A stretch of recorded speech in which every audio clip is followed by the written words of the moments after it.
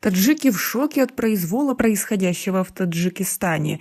Без предупреждения лишили связи. Семьи не могут связаться между собой. Подписывайтесь на обновление и точно будете в курсе всего самого важного. Абоненты сотовых компаний Таджикистана, которые не перешли перерегистрацию на ID-паспорта, жалуются на отключение сим-карт. В мобильных компаниях неохотно общаются с журналистами и комментируют отключение сим-карт по-разному. Компания Мегафон Таджикистан на запрос ответили, что они поэтапно отключили абонентов с неперерегистрированными сим-картами еще до завершения старого срока, с сохранением номера, чтобы люди прошли перерегистрацию. Номера за абонентами сохранены, но пока они не пройдут перерегистрацию, мобильные услуги компании им будут недоступны, сообщили в Мегафоне.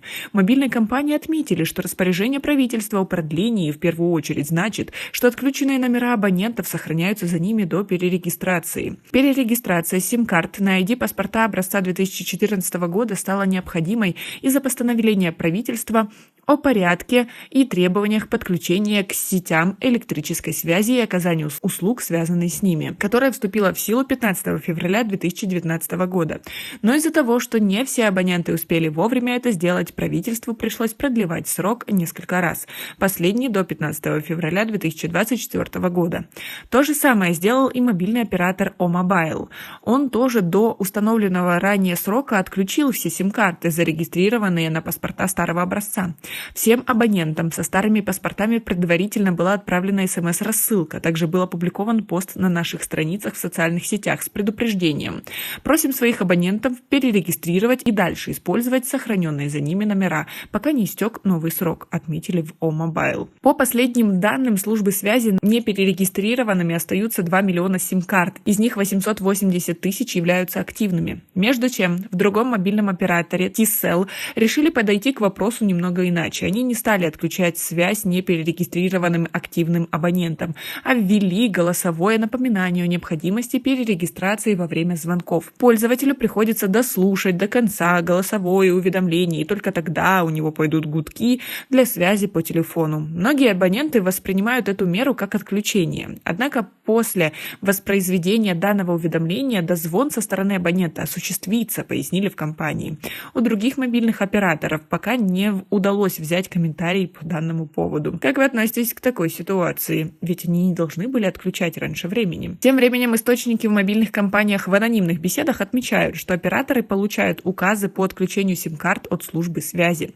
Вначале, несмотря на продление срока, служба связи потребовала от операторов поэтапно отключить неперерегистрированные сим-карты.